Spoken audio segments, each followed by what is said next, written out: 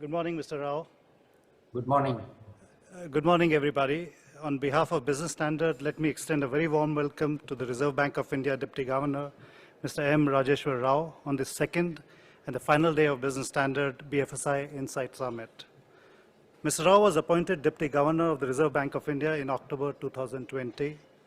He oversees matters related to regulation, risk monitoring, internal audit, enforcement, and legal affairs. He has spent almost 4 decades at the RBI in various departments, including financial market operations, internal debt management, and foreign exchange management.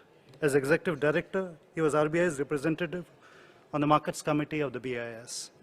Many thanks, Mr. Rao, for joining us remotely today, even though you have some pressing and urgent matters to attend to. May I please request you to address this audience and thousands of others who are watching this summit's proceeding online, and please share your views on challenges and opportunities in scaling up green finance. Thank you very much. Over to you, Mr. Rao. Thank you. Very good morning to all the distinguished dignitaries and participants at the BFSI Insight Summit being organized by the Business Standard. I am very happy to be amidst you, albeit virtually. In the recent time, this event has become a well-regarded platform for debates and deliberations on contemporary issues in finance and has generated useful insights with the wisdom of distinguished speakers who have graced this previous summits. As we look back over the past decade and a half, what is really striking is the fact that the financial sector has been buffeted by several financial storms which it has manfully weathered. After each episode, the endeavor has been to ensure that the institutions emerge stronger and more resilient so as to support the continuing narrative of recovery and growth. The episodes of crisis of late have become more frequent, with lesser breathing space afforded to the institutions to recover, recoup, and be future ready. The evolving situation demands that both the regulators and the regulated entities remain ever ready and well equipped to face the emerging risks and challenges, be it in the growth of fintech, digitalization of financial services, customer service, or the challenges of data and cybersecurity in the financial services sector. But the key risk or challenge, as you will, which I would like to discuss today, is the impact of climate change and what it can mean for the financial services industry. In a way, I'm revisiting a topic on which I spoke about a year back, climate risk and green finance. While this issue may still be a new kid on the block as far as such deliberations go, it is fast becoming a key issue discussed globally, and the urgency of the situation is more apparent to one and all. At the recent Conference of Parties, the COP27 summit in Egypt, and the United Nations Environment Programme's Emission Gap Report of 2022, the closing window released in October 22, have brought once again to the fore the global attention on the measures required and the need for urgent action. The hierarchy of action and the agencies responsible for the same is getting crystallized, while there is a greater degree of agreement on the manner in which to proceed further, starting from taking effective steps to reducing carbon emissions, to fostering patterns of production and consumption, and transitioning to a sustainable lifestyle in a cleaner and greener earth. It's also clear that there is no room for differences on the issue, and only our collective efforts can address the challenge of climate change. Having said that, the question that emerges is what would be the roles of the different institutions in achieving these objectives? While the overarching policy approach would be guided by sovereign efforts and coordinated by decision-making bodies such as the COP, the financial world needs to ask the obvious question to itself: how can it help? As custodians of financial stability, central banks and policymakers would also be required to evaluate and examine the instruments or the strategies they should leverage or focus upon to meet the sustainability goals without compromising on the existing policy mandates. There are some of the dilemmas which I would like to highlight in my remarks today. Given its wide-ranging economic and financial implications, the climate-related financial risks are already engaging the attention of international standard-setting bodies, the central banks, and supervisors globally, with a focus on the need to promote the transition to a sustainable global economy. The Reserve Bank, too, had come out with a discussion paper on climate risk and sustainable finance earlier this year. Besides, it had also undertaken a survey on climate risk and sustainable finance to assess the approach, the level of preparedness, and progress made by the leading scheduled commercial banks in managing climate risk. This has provided useful insights, and the feedback from this exercise will help in shaping the regulatory and supervisory approach of the Reserve Bank to climate risks and sustainable finance.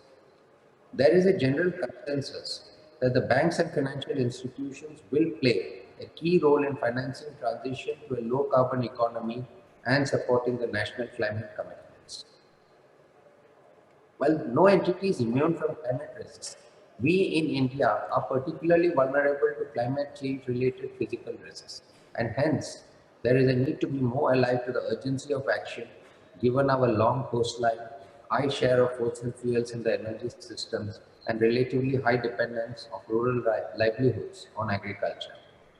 Climate trends and events have a direct bearing on the economy and resultantly have an impact on the financial institutions and the financial system. According to a report, the transformation of the global economy needed to achieve net zero emissions by 2050 would be universal and significant, requiring almost US $9.2 trillion in average annual spending on physical assets, which is $3.5 trillion more than what is being spent today. In the case of India, the Council on Energy, Environment and Water has already estimated that a cumulative investment of US $10 trillion would be needed to meet our net zero commitments by 2070. This underscores the urgency of efforts for transitioning to a low carbon economy. Ensuring access to adequate transition finance and supporting technology would be critical in this process. Going forward, there are two key aspects which the banks would need to focus on. First, relying on their time-tested expertise in financial intermediation by acting as an effective conduit for channelizing finance to carbon-efficient sectors and industries in alignment with the national policies and goals. And second, improving the management of financial risks in their books, which may originate from climate change. Such risks range from direct physical risk emanating from adverse climate-related events to loss of reputation and legal risks. Obviously, the strategies for mitigating these risks would have to be encompassed by sound public policy objectives, and all stakeholders would need to play their role in helping the country traverse and transform into a climate-resilient economy. In this, of course, there are challenges for the financial intermediaries and banks. Estimating the timing, frequency, and severity of climate-related events is a challenging proposition, given the uncertainties involved in the process. While significant progress has been achieved globally on developing scenarios and forward-looking approaches for modeling climate risks, the requirement of past data and the unpredictable nature of climate change makes estimation of climate events and their financial impact a challenging endeavor. Nonetheless, there is no alternative but to continue working on this path of self-discovery and slowly gain momentum, as we cannot afford to be inactive anymore. The work at the global level, which is being coordinated by the Financial Stability Board and endorsed by the G20, rests on four building blocks needed for addressing climate-related financial risks. These four building blocks are disclosures, data, vulnerability assessment, and regulatory and supervisory practices and tools, which to my mind are prerequisites for a resilient financial system when augmented by informed decision-making. Let me discuss a bit further on these aspects. An appropriate and adequate disclosure framework must have three key attributes. First, it should have intertemporal consistency. Second, it should be comparable. And third, and most important, it should be useful for decision-making. Climate-related disclosures by firms that largely contain these attributes would help policymakers in understanding the enormity of the task ahead in terms of the transition funding requirements. Further, this would help banks to understand the level of carbon intensity in the business ventures in case they are to fund them, so that they are able to differentiate and appropriately price in such risks. Internationally, significant body of work has been done on disclosures. The FSB's Task Force on Climate-Related Financial Disclosures and the International Sustainability Standards Board under the IFRS Foundation have been leading this work along with other standard-setting bodies. In March 2022, the ISSB published exposure drafts on its first two proposed standards. The first sets out the general sustainability-related disclosure requirements, while the other specifies climate-related disclosure requirements. Given the global nature of funding markets and cross-border flows of capital, the idea is to agree upon a common global baseline disclosure requirement, which is interoperable among jurisdictions for comparability and consistency. The Reserve Bank, as a part of the standard-setting bodies, has also been contributing and learning from the global discussions and experiences. In our recently published discussion paper on climate risk and sustainable finance, on how climate-related disclosures is an important source of information for the different stakeholders, namely the customers, the depositors, investors, as well as the regulators of regulated entities, to understand the relevant risks faced by them and their approach to address such issues. For the corporates, beginning from the current financial year 22-23, SEBI has mandated business responsibility and sustainability reporting for the top 1,000 listed companies by market capitalization in India. The disclosures under the BRSR framework would incentivize green finance and help banks and financial institutions in estimating their exposure to these listed companies. While consistent and comparable disclosures would enable the financial institutions to make firm-level risk assessments, the second building block, data, is required for making macro-level assessment of risks. Like any financial risk, reliable and comprehensive data on climate risk-related exposures would aid in making sound policy interventions and undertaking climate scenario analysis and stress testing for the assessment of risks from climate events. This, however, is easier said than done. While global efforts are underway to create data repositories and provide guidance on collection of data for better comparability, availability of high-quality, granular, and sufficient data remains a challenge as of now. Availability of granular data also remains crucial for modeling the forward-looking nature of climate events and developing matrices for monitoring climate-related financial risks. The third building block, vulnerability assessment, is again a macro-level exercise to understand the financial stability risks arising from climate events and their impact on the financial systems. It is focused on analysis and stress testing using various scenarios to help in better assessment of the potential pressure points in the financial system and in understanding the linkages between the financial sector and the real sector. Excuse me. While the development of climate scenario analysis and stress testing scenarios and analytical tools are still in their infancy, the need for integrating them with the regular monitoring exercises and overall financial risk assessment has been well recognized. One particular challenge in modeling climate-related risks is the long time horizon which has to be considered. The climate events may often span across decades, if not centuries, and this may make the data collection exercise quite difficult and the outcomes more uncertain to predict. The fourth and final building block, consisting of initiatives which are being undertaken or planned by the regulators and supervisors to facilitate transition. In a way, this is a culmination of the work taken up under the three building blocks discussed above. The regulators may need to fine-tune the existing prudential policies to integrate the climate risks into the regulatory framework. At the same time, from a supervisory perspective, the expectations may have to be set and communicated to all the regulated entities regarding the climate-related risks, encompassing the organizational strategy, the governance, risk management, and assurance functions.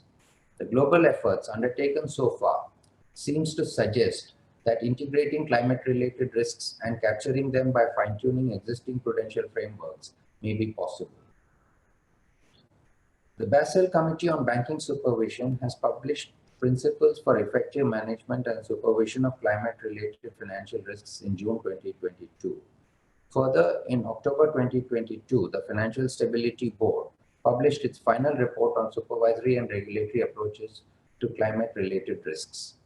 Earlier in March 2022, the Network for Greening of Financial Systems published a statement on the nature-related financial risks, which acknowledges that the failure to account for, mitigate, and adapt to the nature-related risks could have significant macroeconomic implications and become a source of financial stability risk. While guidance has been made available, regulated entities may need time, resources, and capacity to integrate climate-related considerations into their decision-making frameworks and customer-facing business lines. Let me briefly touch upon some of the private sector initiatives that have been seen so far. In the private sector, decarbonization and digitalization are emerging as mega trends that could compel sectors and corporates to undertake structural changes and fundamentally alter their traditional business models. It is heartening to note that some of the leading Indian companies in the hard-to-abate sectors, like the steel and cement, for example, are working on ambitious decarbonization agenda aimed at reducing the carbon footprint in their production process. Banks and financial institutions may have to step up their engagement with their corporate customers on ensuring sustainability-focused financing and other support services to help them transition towards a low-carbon economy while reducing their own carbon footprint. The financial sector can channel resources towards green projects and businesses by offering suitable and customized products to the businesses. Over the past 3 years, the sustainability-linked bonds and sustainability-linked loans market has been a fast-growing segment globally in the sustainable finance market. India, too, has seen the introduction of green and sustainable finance instruments such as the sustainability-linked loans. Liberalized external commercial borrowing norms have also enabled Indian companies to raise offshore finance through green bonds, social bonds, sustainable bonds, and sustainability-linked bonds. In line with the global trends, the issuance of sustainable debt has risen sharply in India during the calendar year 2021, taking it to the second place among the emerging economies in cumulative green bond issuances. Mechanisms such as blended finance and risk-sharing facilities are also being utilized to finance climate and sustainability-related projects. These initiatives from the financial sector in India and across the globe makes one believe that private sector is very much alive to the challenges that lie ahead of us. Looking at some of the public sector initiatives, I think let me start by saying that to move the needle towards net zero, we must progressively decarbonize all sectors of the economy, including the hard-to-abate ones.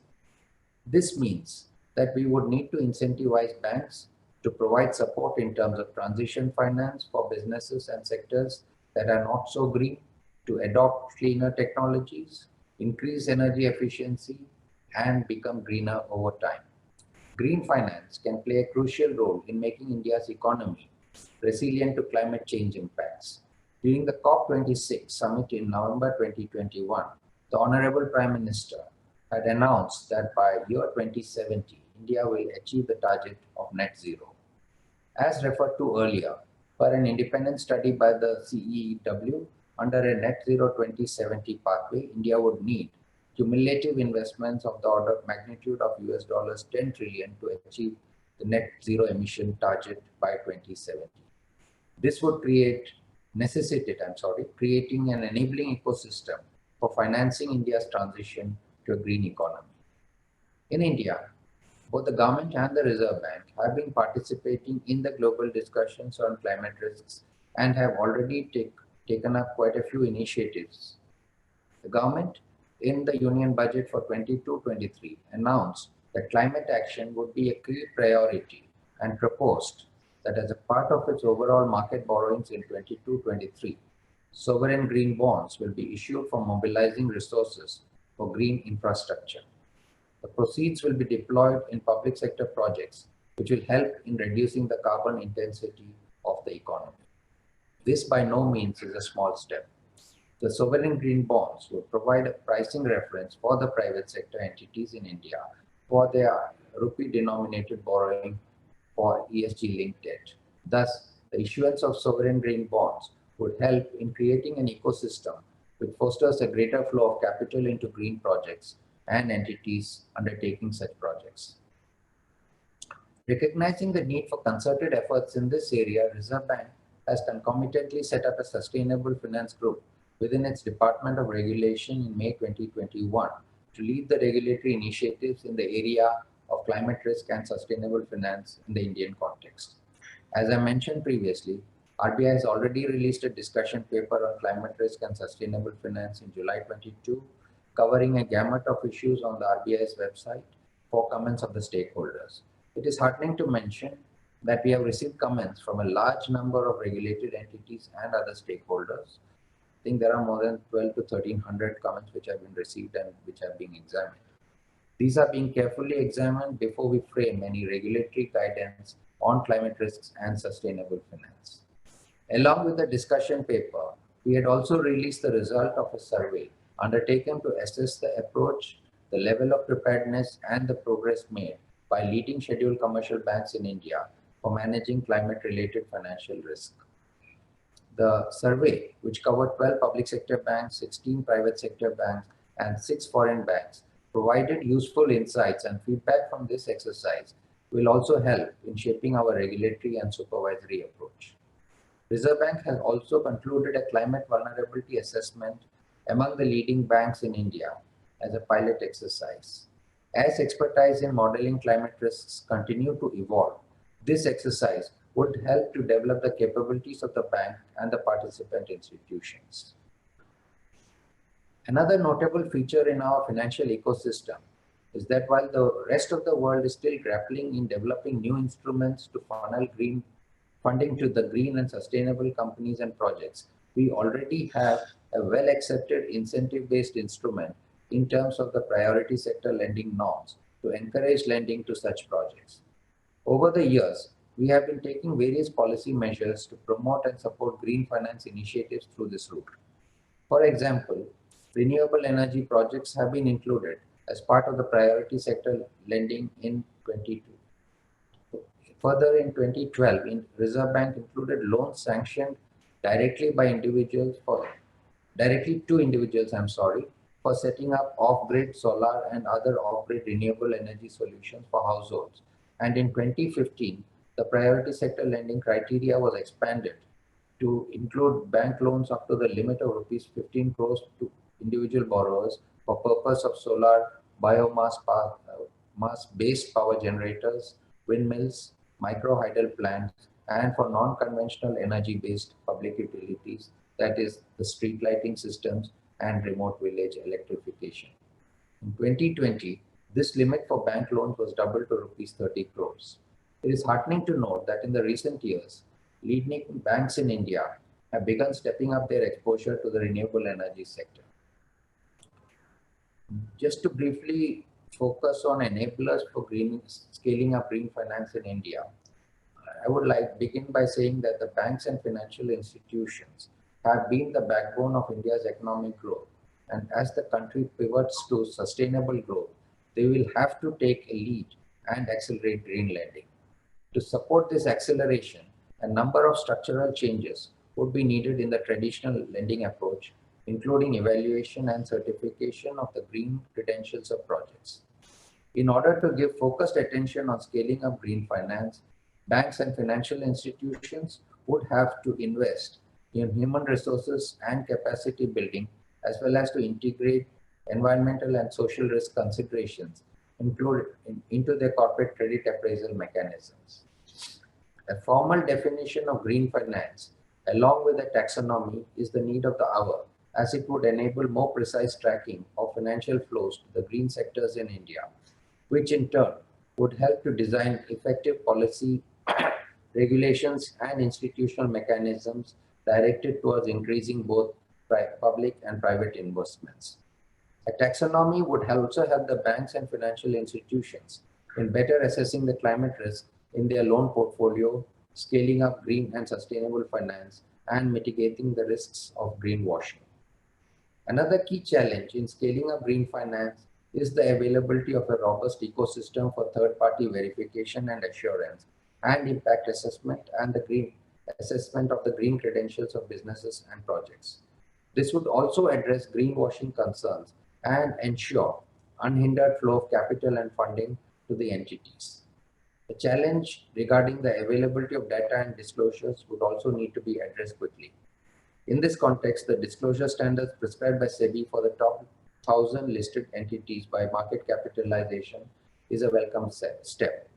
I am confident that the listed entities would not only adhere to the mandatory disclosures, but would also not hesitate to follow those which are also additional and voluntary in nature. Green finance must be scaled up rapidly to meet India's climate targets under the updated nationally determined contributions communicated to the United Nations Framework Convention on Climate Change in August 2022. The enhanced ambition requires mobilization of green finance at a much faster pace. For example, green infrastructure investment trusts could help to scale up green finance as also deepen the local bond market. But in the end, all these ideas need a clear intent from all stakeholders in order for it to be implemented and sustained. To sum up, climate change may result in physical and transition risks that could have implications for physical safety and financial soundness of individual regulated entities, as well as for the stability of the financial system. Thus, there is a need for regulated entities as well as for regulators to develop and implement comprehensive frameworks for understanding and assessing the potential impact of climate-related financial risks in their business strategy and operations. We need to be conscious that the climate risk is the biggest challenge confronting us, and addressing it decisively is our joint responsibility. Financial sector has a key role to play, as it is the sector which finances business and can influence their activities. Banks would have their role cut out in handholding the businesses and arranging for transition finance required for the firms as they shift their strategies to make them more sustainable and planet-friendly. The central banks can play a significant role in shaping the response of the financial sector to the challenges posed by the risks emerging from climate change through appropriate guidance and regulations. The Indian economy is at a stage where we need to grow rapidly, but the challenge before us is to think of ways to incorporate climate risk and ESG-related considerations into commercial lending and investment decisions, while simultaneously balancing the needs of credit expansion, economic growth, and social development. Collective engagement would help to build on our early progress and go a long way in addressing the challenges of climate change. Let me conclude now and leave you with these points to ponder as you continue with your deliberations during the course of the ensuing discussions at the event. Thank you for inviting me to share my thoughts at this summit, and thanks for a patient hearing. Jai Hind.